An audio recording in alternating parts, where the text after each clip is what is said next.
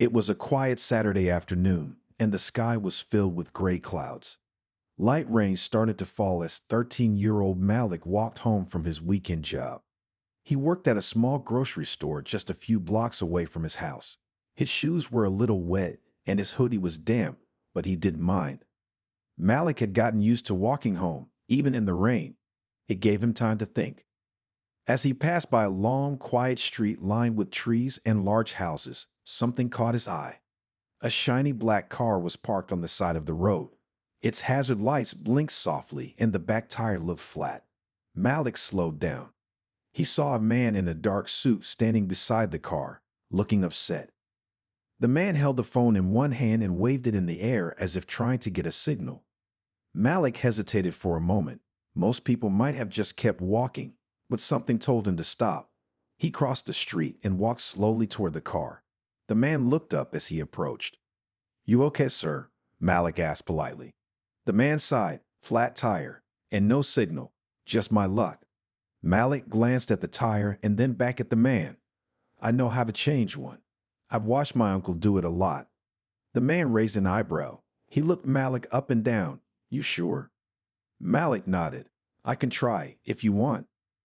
The man stepped aside and opened the trunk. Inside was a spare tire and a jack. Malik knelt down and got to work. He was careful and focused. He had seen his uncle do this plenty of times, and he followed each step in his mind. The man stood nearby, watching in silence, surprised by how calm and skilled the boy was. Within 15 minutes, the job was done.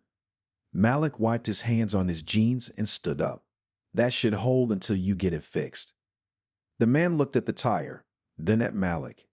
He reached into his wallet and pulled out a $20 bill. "Here, for your help." Malik shook his head. "You don't have to." "Take it," the man insisted. "You earned it. Name's Winston, by the way." "I'm Malik," the boy said, taking the money. Mr. Winston nodded. "You've got a good head on your shoulders, Malik. Thank you." With that, he got into the car and drove away. Malik watched the car disappear down the street, water splashing from the tires as it went. He stood there for a moment and turned and continued his walk home, not knowing that this small act of kindness was about to change his life forever.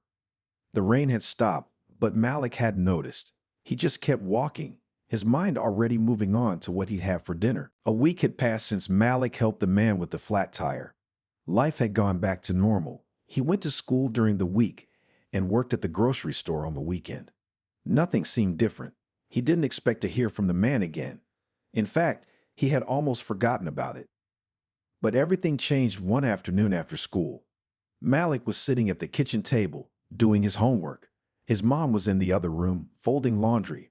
Outside, a black car pulled up in front of their small house. It was the same shiny Mercedes from before. Malik didn't notice at first, but then someone knocked on the door. His mom opened it and looked surprised. "Can I help you?" she asked. A tall man in a dark suit stood at the door, holding a large envelope in his hand. He smiled kindly. "Good afternoon," he said. "I'm looking for Malik. Is he home?" Malik heard his name and walked to the door. He froze when he saw the man. "You're the guy from the flat tire," Malik said. The man chuckled. "That's me, Mr. Winston. May I come in for a minute?" His mom looked at Malik, who nodded. She stepped aside to let him in. They all sat at the small table in the kitchen. Mr. Winston placed the envelope in front of Malik. "I've been thinking about you all week," he said. "You helped me when you didn't have to, and you did it with skill and confidence." Malik shrugged. "It was no big deal." "To me it was," Mr. Winston said. "And that's why I came here today." He opened the envelope and pulled out a few papers. One was a colorful brochure for a private school. Another was a letter from a foundation. The third was a scholarship form. "I run a program that helps kids who show potential," he explained. "We help with school, mentoring, and future plans. When you helped me, I saw something in you, something rare." Malik's eyes widened as he looked at the papers. The school looked like something from a movie. Big buildings, science labs, sports fields. Nothing like the school he went to now. His mom looked at the brochure too. "This place looks expensive," she said softly. "It is," Mr. Winston replied, "but the scholarship covers everything. If Malik applies and gets in, We'll take care of the costs. Malik didn't know what to say. He had never thought about going to a school like that. He had never even dreamed of it. Why me? He asked quietly. Because you didn't wait for someone else to help, Mr. Winston said. You stepped up. And that's the kind of person we believe in. Malik sat in silence, still trying to understand what was happening. His life, which had always felt the same, now seemed like it could go in a whole new direction. And all because he stopped to help a stranger on a rainy day. After Mr. Winston's visit, Malik couldn't stop thinking about the envelope and the school. The brochure stayed on the kitchen table for days. Every time Malik walked past them, he looked at the pictures and wondered what life would be like at a place like that. But still, part of him didn't believe anything would really come from it. He went back to school as usual. His classes were the same, and so were the kids around him. Nobody knew that Malik might have a chance at something different. Even though he tried to focus on his lessons, his mind kept drifting back to that private school with wide hallways and big classrooms. It felt like a dream that didn't belong to him. His mother filled out the scholarship form with him later that week. She was proud, but also cautious. Even if it doesn't work out, she told him, I'm proud of you. You helped someone just because it was the right thing to do. That means more than any school name. Malik nodded and mailed the envelope. Then he waited. Days passed, then weeks. Malik kept working hard at his regular school. He still helped at the grocery store every weekend, carrying bags and stocking shelves. Everything felt normal again. The visit from Mr. Winston started to feel like a strange but nice moment that had already passed. Then, one sunny afternoon, Malik was walking home from the store when he saw a black car parked in front of his house again. He froze for a second, then walked faster. When he reached the front porch, his mother was standing at the door with a smile on her face. You got a visitor, she said. Malik stepped inside and saw Mr. Winston sitting on their couch, holding another envelope. Hello again, Malik, he said. I hope you don't mind me showing up like this. Malik shook his head, eyes fixed on the envelope. Mr. Winston held it out. I thought you might want to open this with your family. Malik took it slowly and opened the flap. Inside was a letter with the name of the school at the top. His hands shook slightly as he read the words. Congratulations, it said. You've been accepted. Malik looked up at his mom. She had tears in her eyes, but she was smiling wide. Mr. Winston nodded. You're in. Full scholarship. Books, meals, everything covered. School starts next month. Malik felt like the room was spinning, but in a good way. Everything around him, his small house, the worn-out rug, the old couch, suddenly felt different. Not worse, just smaller than the new world waiting for him. He didn't speak for a long moment. Then he said quietly, Thank you. Mr. Winston stood up. Thank yourself. You earned this. As the man left, Malik stood at the door and watched the car drive away again.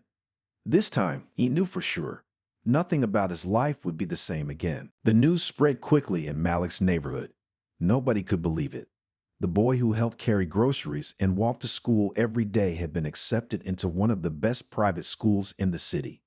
People were surprised, but they were also proud. Malik had always been quiet, respectful, and hardworking. Now, all of that was being noticed in a big way. The weekend after he got the letter, Malik and his mom went to visit the school. They took the city bus and then walked the last few blocks. As they walked through the tall gates, Malik looked around with wide eyes. The buildings were big and clean. The grass was perfectly cut.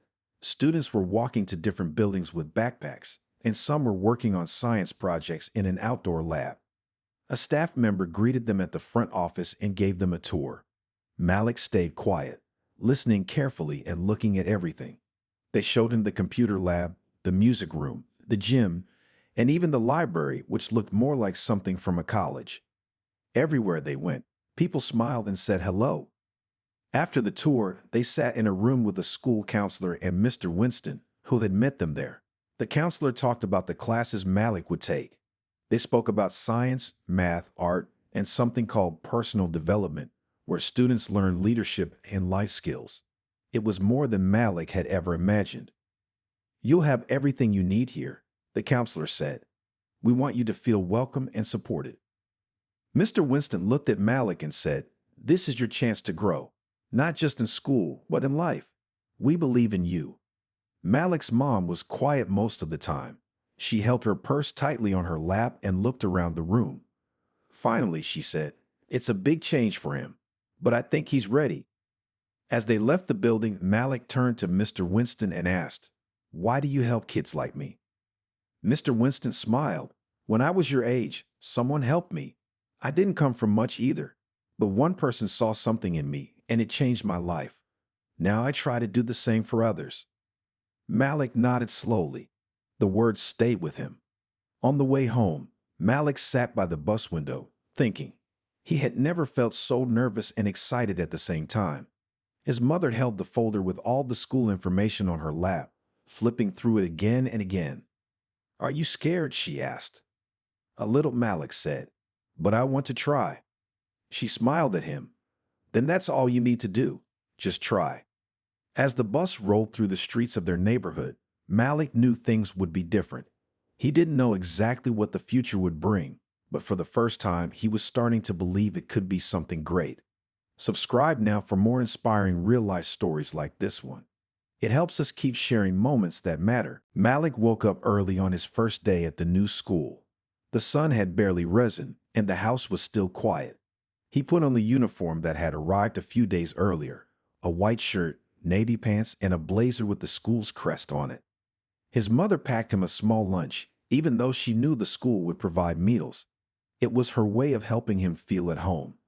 The school bus arrived right on time. Malik stepped on and sat quietly near the back. The ride was smooth and quiet. The other students talked softly or looked at their phones. Nobody seemed to notice the nervous boy in the corner. When they reached the school gates, Malik stepped off the bus and looked around. Everything still felt unreal. The buildings were tall and new. Students walked across the courtyard carrying books, wearing clean uniforms, and laughing in small groups. Malik felt small, like he had walked into a different world. His schedule told him to go to room 204 for his first class. He followed the signs in the hallway, his heart beating fast. When he stepped inside, the classroom was already half full. The teacher smiled and pointed him to an empty seat near the middle. "Welcome, Malik," she said. "Glad you're here." He nodded and sat down.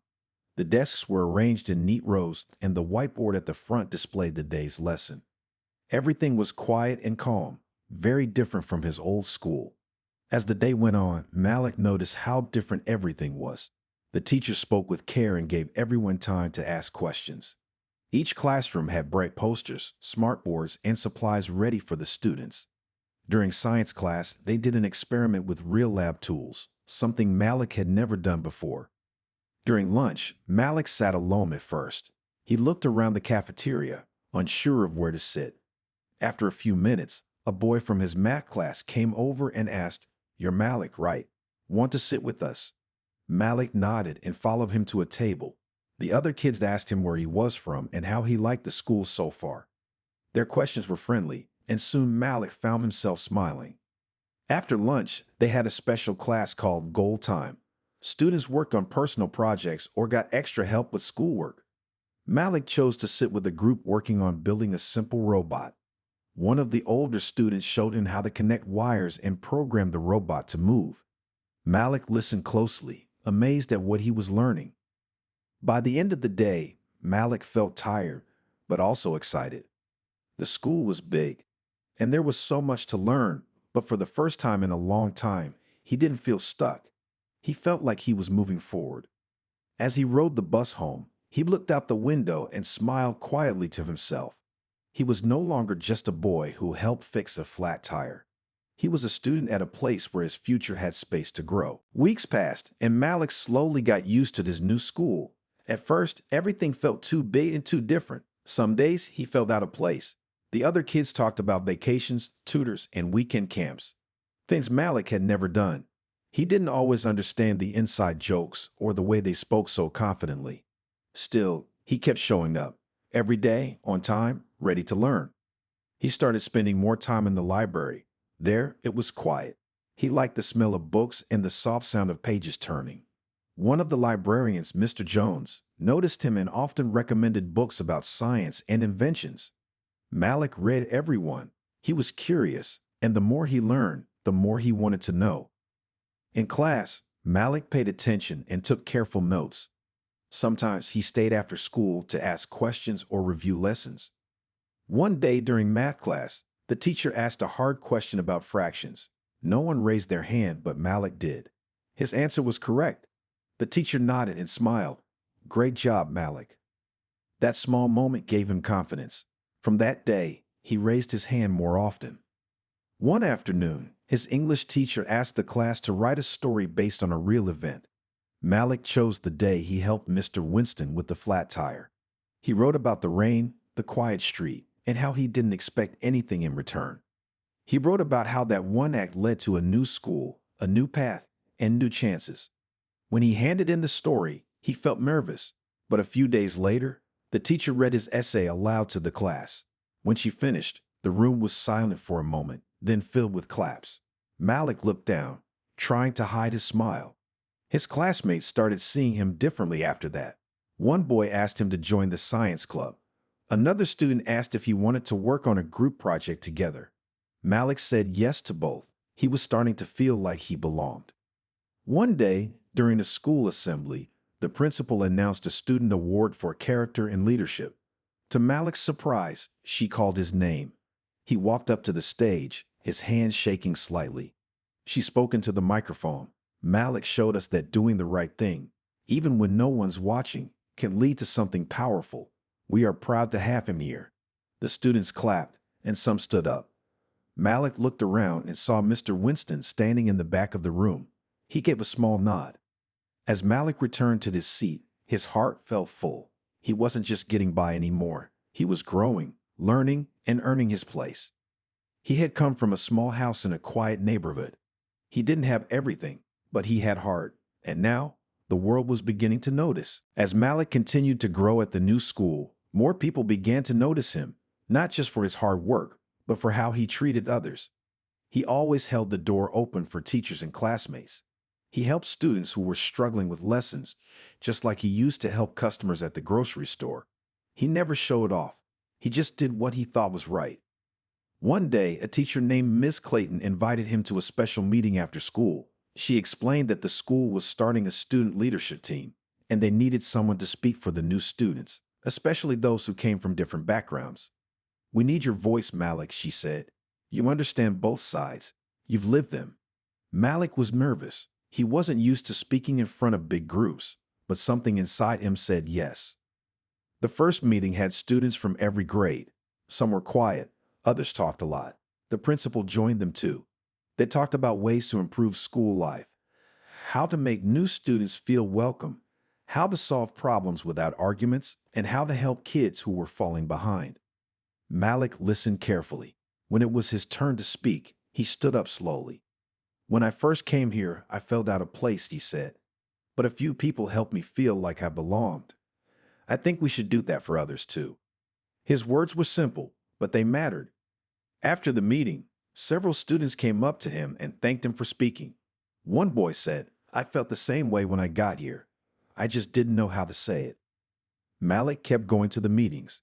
Soon, he was helping plan events and working on ideas for new programs. One of his favorite ideas was a buddy system, where new students were paired with someone to show them around. The school liked the idea and made it part of their welcome program.